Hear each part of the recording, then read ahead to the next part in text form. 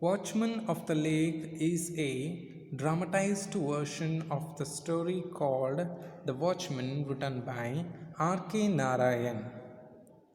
It tries to throw light upon a village person called Mara, who sacrificed his own life for the welfare of people in the kingdom. In this lesson, we come across certain characters like village headman, king, Mara, Ganga, son, Bhima, and others. As most of the dramas begin with the explanation of place, time, and action, this play also begin with the explanation or the description of all these information. So let us begin with the play. On the eastern base of Baba Budan Hills in Karnataka state, there is an obscure little place now called Sakrepatna, which at one time 1,000 or more years ago was the capital of king called Rukmangada. So now the writer is saying here that in Karnataka we have the Western Ghats which come along with the coastal areas. And in the Western Ghats we call locally certain range of hills with the local names only. And there also near Chikkamangaluru we have Baba Budan Hills. It is a range. And there, a nearby place, we have a village called Sakrepatna. And now it might be a village which is not famous, but it was the capital of Rukmangada 1,000 years ago. Usually it happens. We come across many other places in Karnataka which were the capitals of many kingdoms. For example, Badami. Now it is not much famous. It doesn't look like a capital place, but during the past, during the reign of Chalukyas, it was the capital and the city was well maintained. Now it doesn't look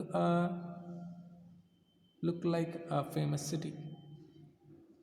It is a historical place, that's all. More than that, we don't get much facilities there.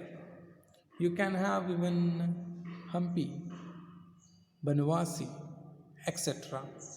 These places were once upon a time the capitals of kingdoms which were maintained in a well manner, but now they are not famous cities but historical places. Like that, here Sakrepatna is a village, but during the reign of Rukmangada it was the capital place. In the center of this town, there is a shrine which is dedicated not to distant gods or heroes but to a rustic who was watchman of a lake called Ayanakere, 4 miles from the town. So once you go to the very place called Sakrepatna, you find a small temple or a shrine in the center of the place, and you do not find the image of any god there, idol of any goddesses even. You find the idol of a village person who had sacrificed his own life for the lake called Ayanakere. And this lake called Ayanakere was 4 miles away from the town called Sakarepatna. It happens. We make many statues of our historical heroes like Sangolli Rayana, Bhagat Singh, Mahatma Gandhi ji, etc. Just to remember what were the sacrifices they had made for the sake of the future generations. Here also we have the idol of the village person who had sacrificed his life for the sake of Ayanakere. For the purposes of this little drama, let us call him Mar, which is as good as any other name handed down to us by tradition. See, we do not know the exact name of the person, but we can call him as Mar, because we cannot call him as Joseph or John, because in our tradition we do not find that kind of names.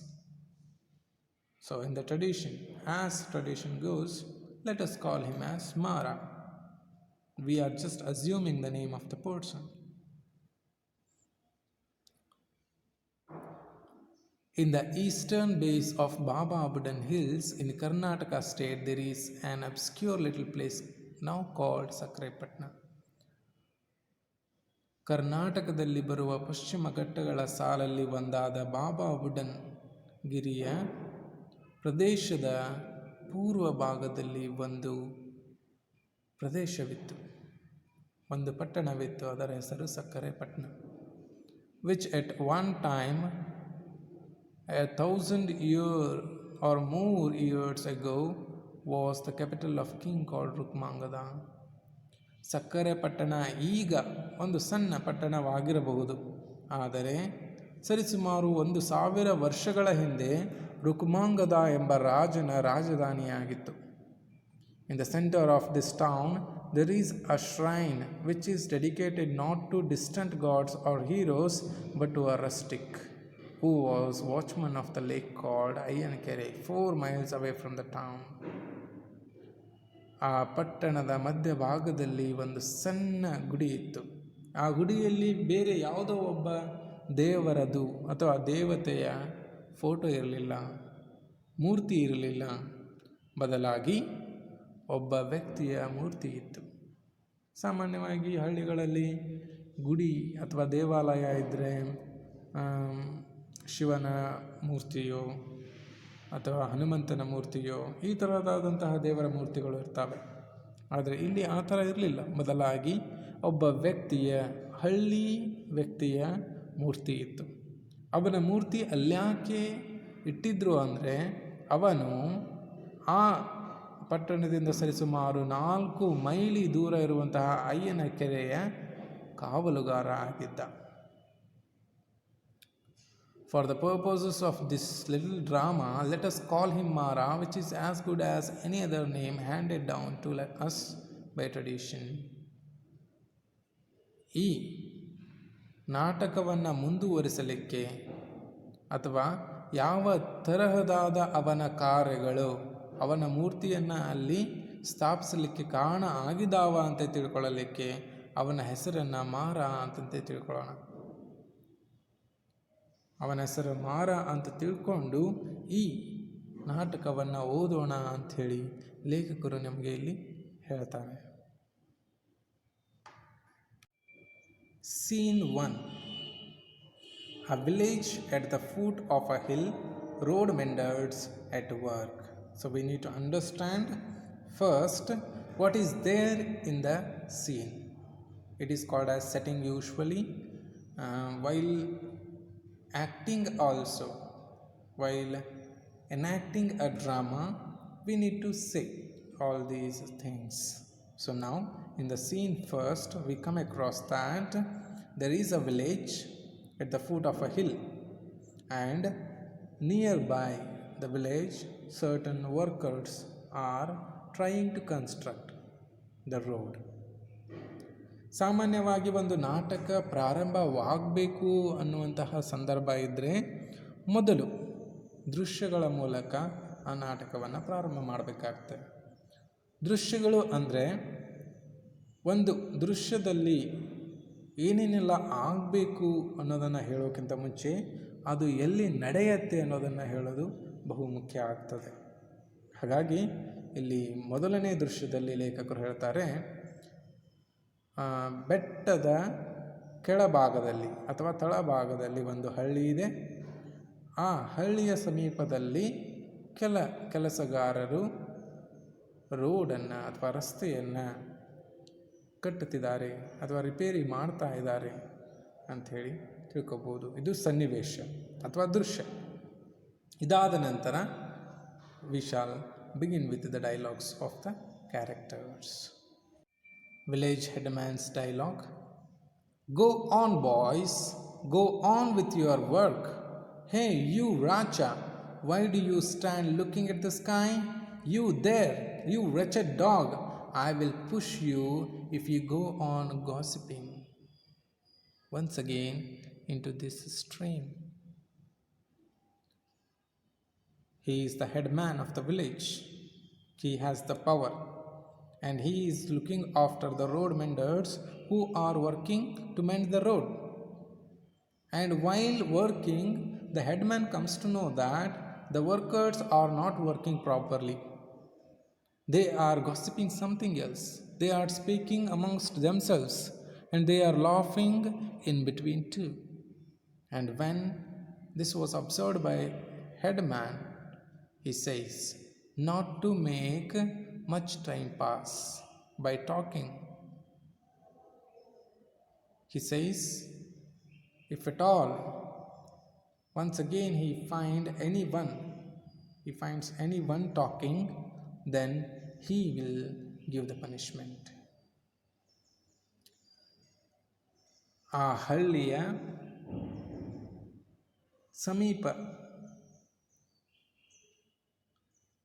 ಇರುವಂತಹ ಒಂದು ರಸ್ತೆಯ ದುರಸ್ತಿಯನ್ನು ಕೆಲಸಗಾರರು ಮಾಡ್ತಾ ಇರ್ತಾರೆ.